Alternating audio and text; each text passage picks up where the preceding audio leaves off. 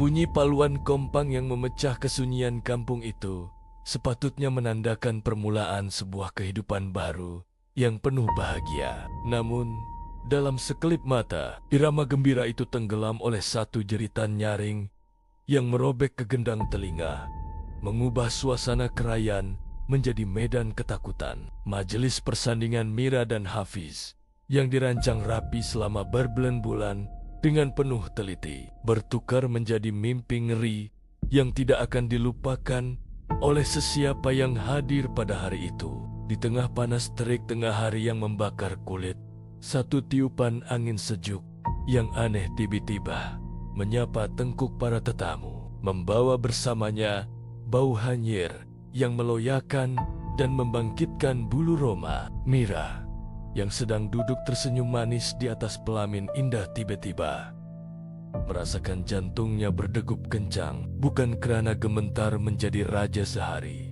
tetapi karena satu firasat buruk yang mencengkam jiwa secara mendadak.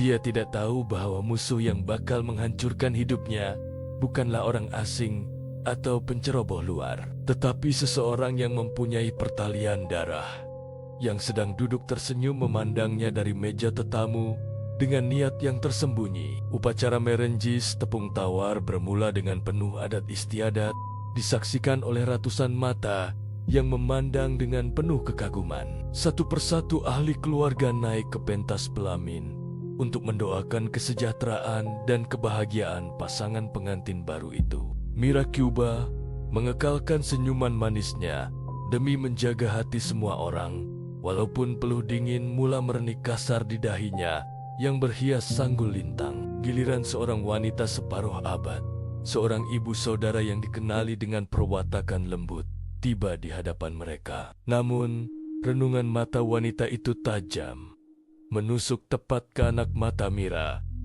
seolah-olah sedang membaca setiap ketakutan yang tersembunyi di dalam hati gadis itu. Senyuman nipis yang terukir di bibir wanita itu kelihatan kaku dan tidak sampai ke matanya yang kelam, menyembunyikan 1001 dendam kesumat. Sebaik sahaja wanita itu mencapai bunga rampai di dalam dulang tembaga, suasana di sekeliling pelamin terasa berubah secara mendadak, menjadi berat dan menekan ketika tangan wanita itu menaburkan bangga-bengga harum itu ke atas ribaan Mira.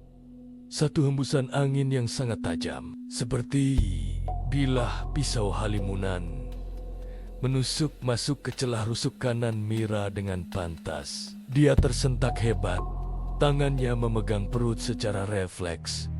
Siluala baru sahaja ditikam, namun dia memaksa dirinya untuk kembali duduk tegak. Tiada siapa yang nampak angin itu, tetapi Mira merasainya dengan jelas. Ya, bukan angin biasa.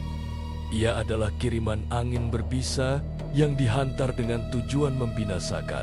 Dalam beberapa saat sahaja, pandangan Mira yang terang mula menjadi kabur dan berpusar, seolah-olah dunia di sekelilingnya sedang berputar ligat. Rasa loya yang amat sangat membuak-buak di tekaknya, seperti dia baru sahaja menelan sesuatu yang busuk, hanyir, dan beracun. Apa yang lebih menakutkan adalah sensasi aneh di lengan kirinya. Dia dapat merasakan sesuatu yang kecil, keras, dan tajam bergerak jarak di bawah lapisan kulitnya, menjalar perlahan menuju ke arah leher seperti ulat yang sedang mencari jalan. Mira Cuba menahan napas, mencengkam kain samping Hafiz di sebelahnya dengan kuat untuk mencari kekuatan. Tetapi suaminya itu menyangka ia hanyalah gementar biasa seorang pengantin baru yang malu dipandang orang ramai. Kaki Mira mula menggeletar hebat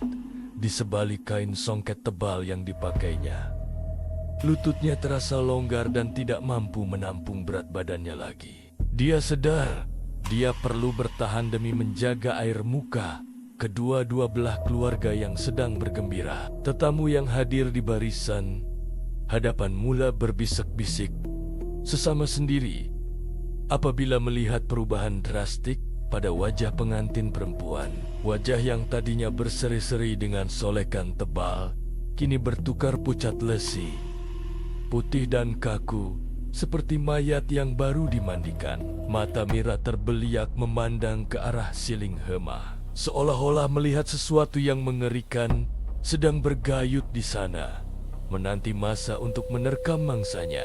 Nafasnya menjadi semakin pendek, tersekat-sekat seperti ada tangan haib yang mencekik lehernya. Hafiz menoleh, akhirnya menyadari tangan istrinya kini sejuk beku, seperti ais yang baru dikeluarkan dari peti sejuk. Sebelum sempat Hafiz berbuat apa-apa atau memanggil bantuan, tubuh Mira menjadi kaku sepenuhnya. Dia kejang dengan satu sentakan kuat yang luar biasa. Mira rebah, menyembah lantai pelamin yang dihias indah. Bunyi hentakan tubuhnya yang jatuh itu diikuti dengan bunyi dulang hantaran yang terbalik, menaburkan segala isi hadiah dan bunga telur, mengubah susunan cantik menjadi sepah yang menyedihkan. Jeritan Ibu Mira memecahkan suasana tegang itu, menandakan bermulanya satu tragedi. Tetamu-tetamu bangun serentak, karusi plastik terbalik dalam kekalutan, dan suasana majelis yang indah itu hancur berkecai dalam sekelip mata. Suasana panik itu bertukar menjadi mimpi ngeri yang sebenar apabila Mira tiba-tiba memuntahkan cecair pekat berwarna kehitaman di atas lantai pelamin yang bersih. Cecair itu bukan muntah biasa. Ia berbau sangat busuk, hanyir seperti bangkai yang telah lama mereput, bercampur dengan bau tanah kubur yang meloyakan. Busana pengantin yang putih bersih kini tercemar dengan noda hitam yang mengerikan. Satu simbol kesucian hari bahagia yang telah diragut dengan kejam. Ahli keluarga yang kuba mengangkatnya terpaksa berundur seketika karena bau yang menusuk hidung itu seolah-olah melekat di kerongkong mereka. Mira mengerang kesakitan. Tangannya mencengkam perut yang terasa seperti dai hiris-heris dengan kaca halus dari dalam. Kekeliruan melanda apabila Bapak Mira berteriak meminta kunci kereta untuk membawa anaknya ke hospital. Namun seorang tetamu tua yang dikenali sebagai Pak Majid menahan niat tersebut. Dengan wajah yang serius dan mata yang tajam memerhati keadaan Mira, Pak Majid menegaskan bahwa ini bukan penyakit perubatan yang boleh dirawat oleh dokter modern. Dia menyadari tanda-tanda itu. Mata hitam Mira yang mula naik ke atas dan uri turet hijau yang timbul di leher gadis itu adalah manifestasi jelas gangguan sihir, bukan keracunan makanan.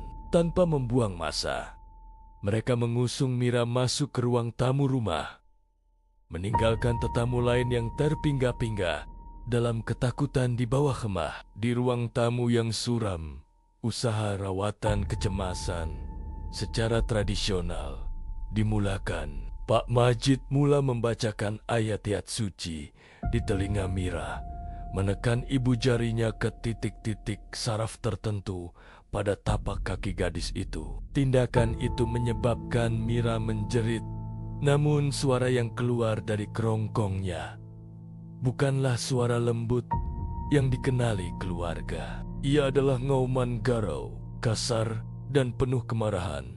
Seolah-olah ada entiti asing yang sedang marah kerana diganggu. Situasi menjadi semakin kritikal apabila fenomena angin itu mula menampakkan dirinya secara fisikal. Perut Mira yang kempis tiba-tiba membusung naik dengan pantas seperti ditiup angin ribut. Tegang sikanakan mahu pecah sebelum mengempis semula secara mendadak. Proses ini berlaku berulang kali, disertai bunyi berkeriut dari dalam tubuhnya, menggambarkan pertarungan dahsyat antara semangat Mira dan angin bisa yang dihantar untuk membinasakannya. Semasa rawatan yang menyeksakan itu berlangsung, kebenaran yang pahit akhirnya terbongkar. Pak Majid mendedahkan bahwa serangan ini berpunca daripada barang pribadi Mira, sehelai baju lama yang hilang dari ampaian seminggu sebelum majelis yang telah dicuri dan dipuja. Petunjuk itu mengarah tepat kepada ibu saudara yang tadi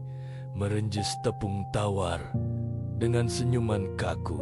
Motif pengkhianatan itu bukanlah rahasia besar. Ia berakar umbi daripada perasaan hasad dengki yang telah lama bernanah. Cemburu melihat kejayaan keluarga Mira dan kebahagiaan yang bakal dikecapinya. Sedangkan anak wanita itu sendiri gagal dalam perkawinan. Majelis yang sepatutnya menjadi kenangan terindah berakhir dengan tragedi yang menyayat hati. Tiada lagi gelak tawa atau bunyi kompang, hanya esakan tangisan ibu bapa Mira yang melihat anak mereka bertarung nyawa di hari persandingan. Tetamu beransur pulang dengan perasaan seram sejuk, meninggalkan nasi minyak yang tidak terusik. Walaupun Mira akhirnya terselamat selepas rawatan intensif berhari-hari, trauma kejadian itu kekal abadi. Perkawinan mereka bermula bukan dengan bulan madu yang manis, tetapi dengan perjuangan menentang maut, meninggalkan parut emosi yang tidak mungkin sembuh sepenuhnya. Kisah ini berakhir dengan image pelamin yang kosong, rosak, dan berbau hanyir menjadi simbol ikatan kekeluargaan yang telah hancur berkecai angkara dengki. Ia menjadi peringatan keras bahwa sihir tidak mengenal darah daging, dan kadangkala racun yang paling berbisa datang daripada tangan yang pernah menyuap kita makan. Sentiasalah berhati-hati dan memohon perlindungan Tuhan daripada kejahatan manusia yang bertopengkan senyuman. Jangan lupa untuk melanggan saluran ini bagi menyingkap lebih banyak kisah benar yang menyeramkan.